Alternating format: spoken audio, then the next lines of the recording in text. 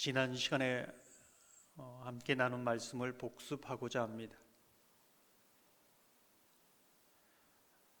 지난주의 주제가 용서입니다. 베드로는 이 용서의 주제를 가지고 예수님께 묻지요. 더 구체적으로 말하면 몇 번까지 용서를 해야 됩니까? 이제 이것을 묻고 있습니다. 베드로는 최고치 7번을 이야기합니다. 그때 예수님께서는 70번에 7번이라도 용서해야 한다 이렇게 말씀하고 있지요. 용서는 한계치가 없다. 인간의 본질이 무엇인가? 용서를 받아야 되고 구해야 되고 용서하면서 평생 그렇게 살아가야 되는 존재이다.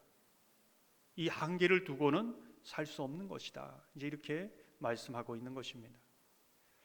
예수님은 이 용서에 대해서 말하면서 1만 달란트 빚진 자, 자기의 모든 어떤 것을 팔고 노력해도 갚을 수 없는 그 종에 대해서 불쌍히 여김으로 탕감해 준 이야기를 들려줍니다. 그런데 이 종은 자기 친구가 자기에게 100데나리온 빚진 것을 가지고 멱살을 잡고 옥에 가두는 것이지요. 이런 일이 있은 이후에 그 종도 옥졸에게 넘겨지는 사건을 말하고 있습니다. 이 사건은 오늘 우리에게 용서에 대해서 무엇을 말해주고 있는가? 하나님이 나를 용서하신 것과 내가 다른 사람을 용서하는 것과 어떤 상관이 있는가? 내가 다른 사람을 용서하는 것이 하나님께 용서받는 근거와 조건이 되는가? 정말 나는 누군가를 온전히 용서할 수 있는가? 또한 나는 누군가에게 당신은 왜 용서하지 않느냐고 그렇게 요구할 수 있는가? 우린 여러 가지 이 질문을 가지고 참 어려운 주제 이 용서를 함께 묵상했습니다. 이 용서는 내가 하는 것이 아니다라는 것이 큰 전제이지. 용서는 내가 하는 것이 아니다. 왜 그렇습니까? 내가 가지고 있는 이 죄에 대해서 모든 그 부분에 대해서 내 스스로 이 부분을 해결할 수 있습니까? 근데 예수님께서 용서하심으로 해결이 되었습니다. 나에게 용서에 대해서 말할 수 있는 유일한 한 분이 있다면 그것은 예수님입니다. 우리는 내가 용서하는 것이 아니라 예수님이 용서하라고 하셨기 때문에 순종해 가는 것이고 그 순종할 수 있는 힘과 능력을 주님께서 주시는 것이다.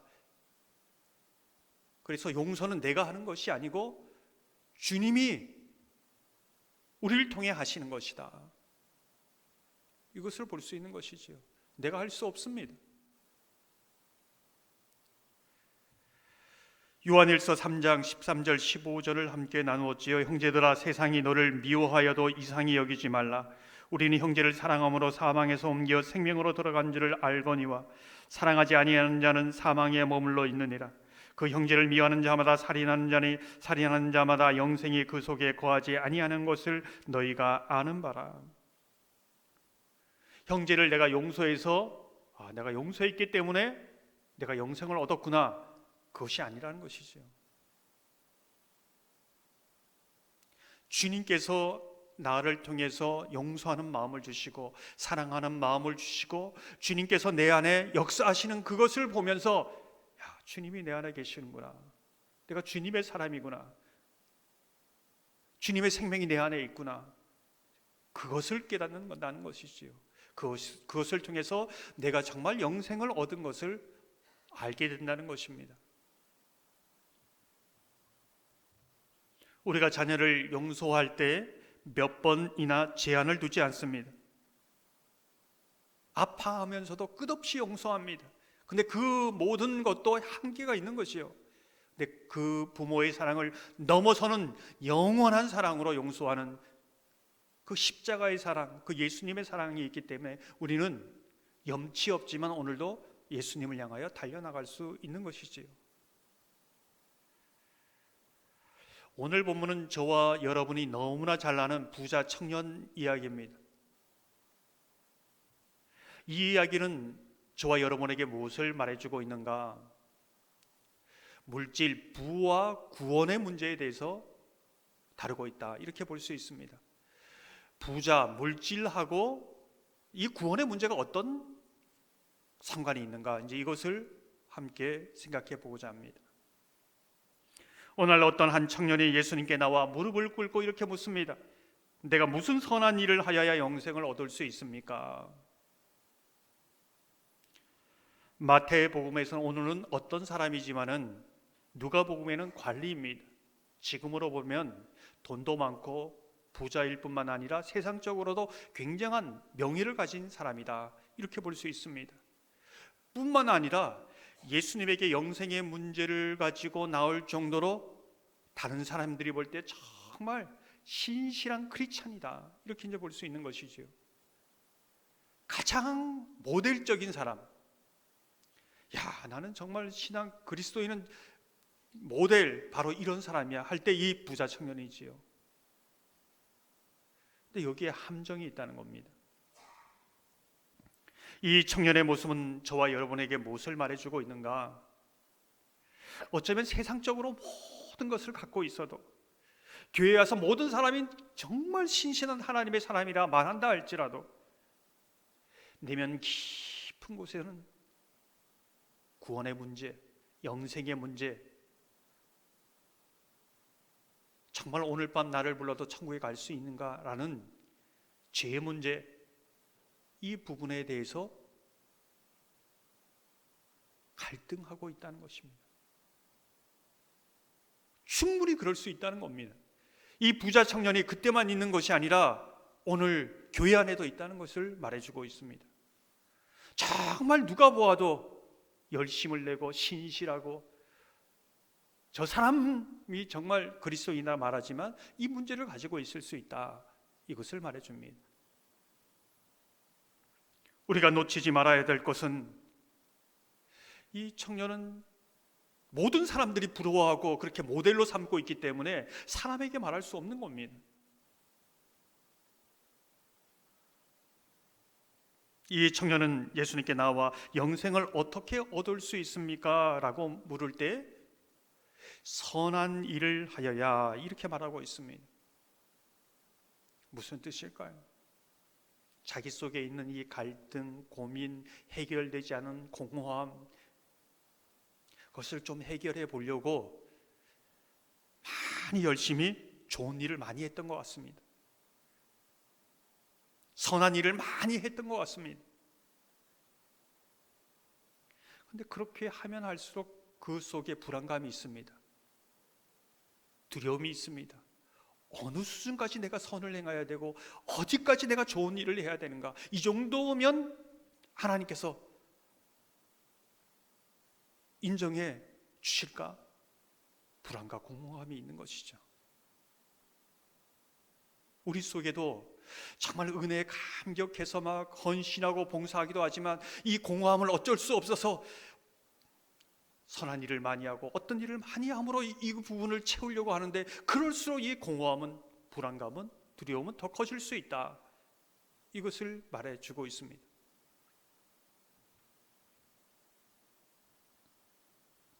예수님은 그 청년의 물음에 대해서 이렇게 말씀합니다. 계명들을 지켜라. 계명들을 지켜라. 십계명을 말하지요. 17절로 보면 예수께서 이르시되 어찌하여 선한 일을 내게 묻느냐? 선한 이는 오직 한 분이시니라. 내가 생명에 들어가려면 계명들을 지키라. 왜 갑자기 그 영생의 문제를 가지고 있는데 계명들을 지키라, 이렇게 말씀하셨을까요? 예수님은 두 가지 영생의 길을 말씀하고 있습니다. 첫 번째는 계명을 온전히 지키면 영생을 얻을 수 있는 길입니다. 구약에도 그렇게 말씀하시지요. 요한복음 5장 29절 선한 일을 행한 자는 생명의 부활로 악한 일을 행한 자는 심판의 부활로 나오리라. 내가 어떻게 계명을 잘 지키고 하나님의 말씀을 잘 지키냐가 영생의 문제와 관계가 있다. 이제 이것을 말해주고 있습니다. 근데 두 번째 길입니다. 그 계명을 온전히 지킬 수 있는 사람이 있는가입니다. 이 영생의 길을 온전히 지켜서 영생을 얻은 사람이 있는가? 없다는 것입니다. 또 하나의 길은 정말 내가 계명을 온전히 지킬 수 없는 죄인인 것을 깨닫고 오직 믿음으로 얻을 수 있는, 예수님을 믿음으로 영생을 얻을 수 있는 그 길을 말씀하고자 함입니다.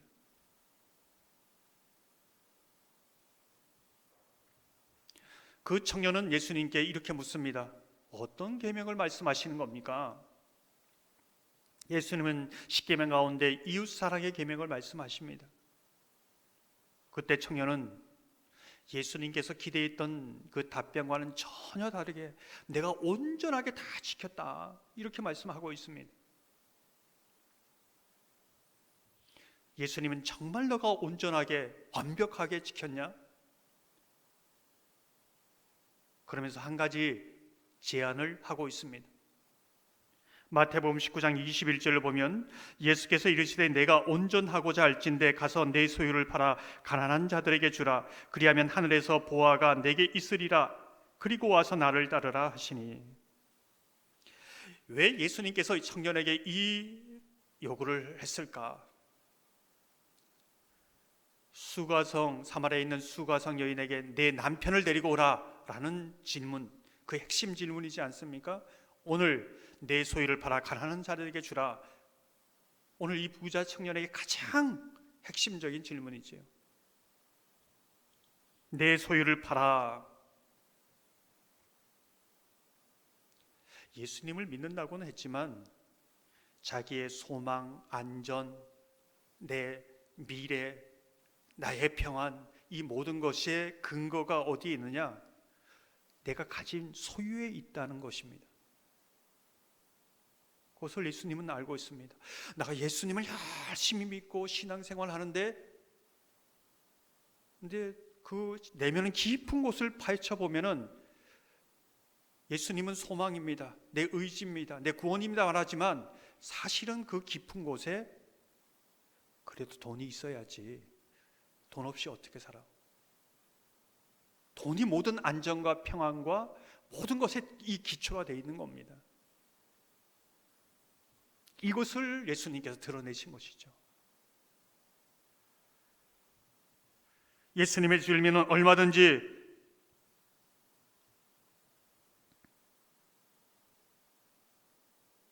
부자 청년에게 말할 때 부자 청년은 이렇게 얘기했습니다. 저는 열심히 신앙생활하고 있는데요, 지금으로 말하면 저는 예배 빠지지 않고 나가고 있고 기도 열심히 하고 있습니다. 근데 예수님은 너의 의가 무엇이냐? 너가 의지하고 있는 것이 정말 그 실체가 뭐냐? 너는 어디에 소망을 두고 있느냐? 정말 이걸 묻고 있는 겁니다. 가난한 자들에게 주라. 그리하면 하늘에서 보화가 내게 있으리라. 너의 진짜 보화가 하늘에 있는 보화냐? 이제 이것을 묻는 것이지요. 하늘에 있는 보화가 아닙니다. 심령이 가난하지 않지요. 욕심으로 차 있습니다. 정말 심령이 가난한 자가 영생을 얻을 수 있다는 겁니다. 심령이 가난한 자라는 어떤 것입니까? 어린아이와 같은 것이죠. 예수님 외에는, 부모 외에는 다른 의가 없고 다른 소망이 없고 다른 위로가 없고 다른 힘이 없고 절대 의존적인, 그게 심령이 가난한 자지요. 나를 따르라. 그런 자가 나를 따를 수 있고 이런 자가 영생을 얻을 수 있다. 다른 곳으로는, 다른 길로는 없다라는 것을 말씀해 주고 있는 것입니다. 마태복음 13장 45절 46절 또 천국은 마치 좋은 진주를 구하는 장사와 같으니 극히 값진 진주 하나를 발견하며 가서 자기의 소유를 다 팔아 그 진주를 사느니라. 정말 다 팔아서 주님을 샀는가? 아니면 주님을 팔아 다른 것을 이것을 살려고 하는가 묻고 있는 것이지요. 부자 청년은 이제 자기의 핵심적인 문제 앞에 섰습니다. 얼마나 큰 복입니까? 평생 이거 모르다가 심판대 앞에 서서 그때 직면하면 갈 데 올 데가 없는데 살아있는 동안, 기가 있는 동안 이렇게 직면한 건 얼마나 복입니까? 그런데 청년의 반응은 의외입니다. 마태복음 19장 21절을 보면 그 청년이 재물이 많음으로 이 말씀을 듣고 근심하며 가니라. 이 재물이 예수님보다 우선되는 겁니다.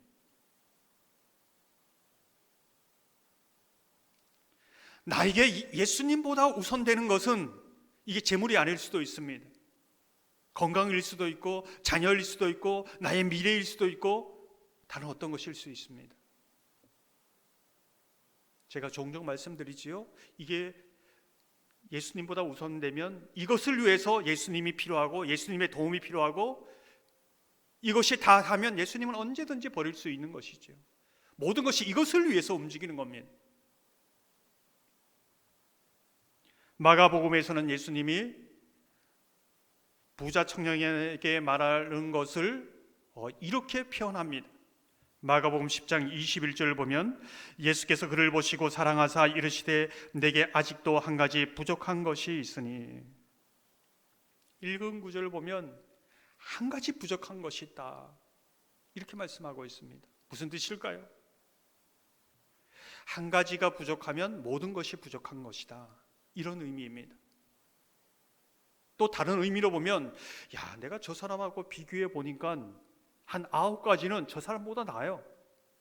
내가 저 사람보다 봉사도 많이 하고 기도도 많이 하고 성경 말씀도 많이 읽고. 근데 우리의 의는 이렇게 비교해서 얻을 수 있는 상대적인 의가 아니라 절대적인 하나님이 정하시는 의다라는 것을 말씀해 주고 있습니다. 근데 온전한 사람은 없습니다.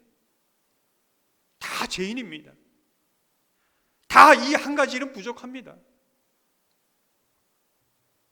9가지로 인해서 많은 사람들이 이것을 자기의 의로 삼고 자랑할 수 없다는 것이지요. 다 죄인인데요.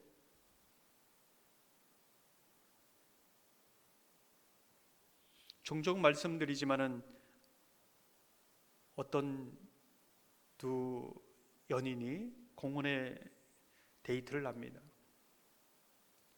수백만 원 든 그 가방을 주어서 경찰서에 신고를 하는 것이죠. 요즘 세상에도 이런 사람들이 있는가? 막 신문 방송사에서 인터뷰를 하려고 막 이제 갑니다. 절대 저는 못하겠다고 얘기합니다. 그 이유가 뭔가 알아봤더니 불륜입니다. 사람은 이것으로 자랑하고 이걸로 의로 삼을 수 있지만 이 부분으로 인해서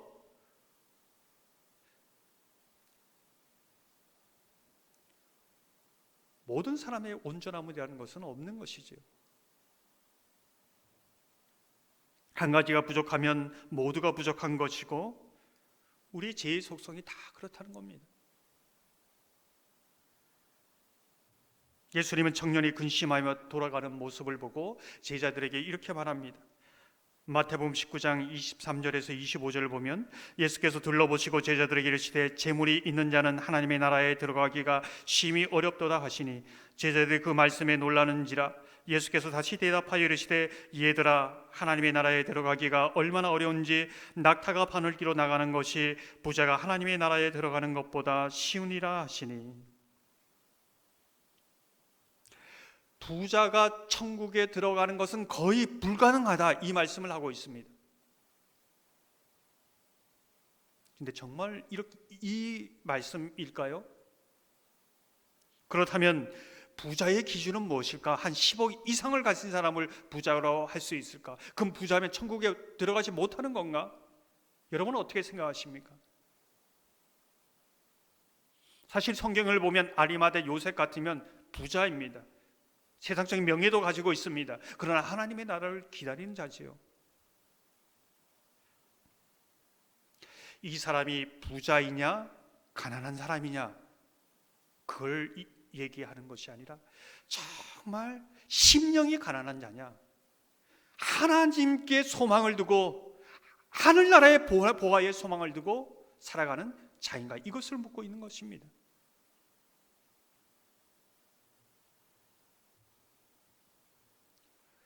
우리가 놓치지 말아야 되는 것은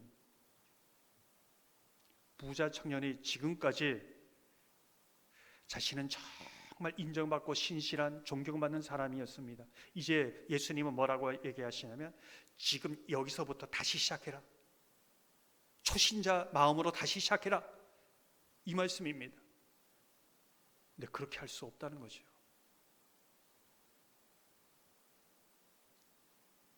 제가 세상 사람들에게 얼마나 많은 사람들에게 존경과 인정과 칭찬을 받았는데 다시 시작하라는요.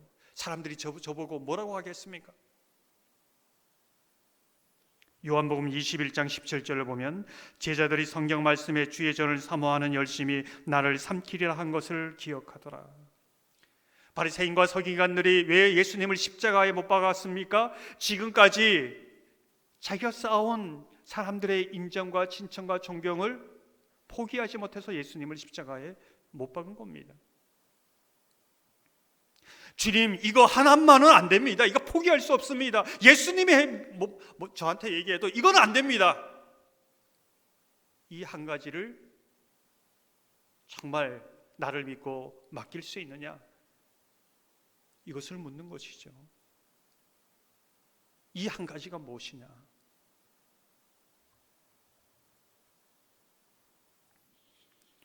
예수님의 이 말씀을 듣고 제자들이 부자 청년이 구원받을 수 없다면 누가 구원받을 수 있겠는가?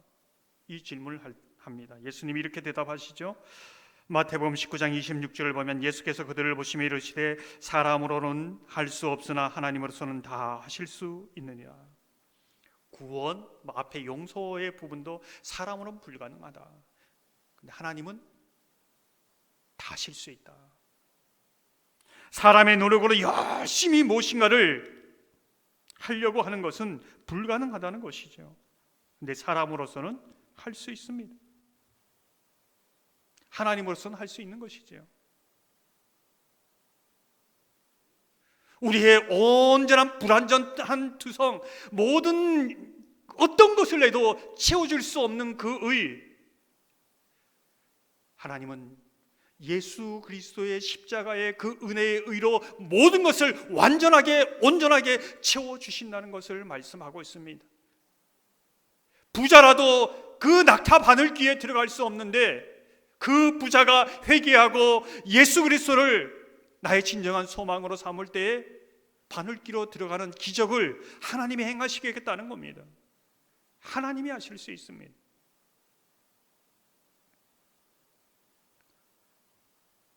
저와 여러분이 모든 것이 부족하고 온전치 않은 것을 예수 그리스도의 믿음 안에서 온전함을 누리고 그 믿음으로 그 의로 살아가는 저와 여러분의 삶이 되기를 주님의 이름으로 축원합니다.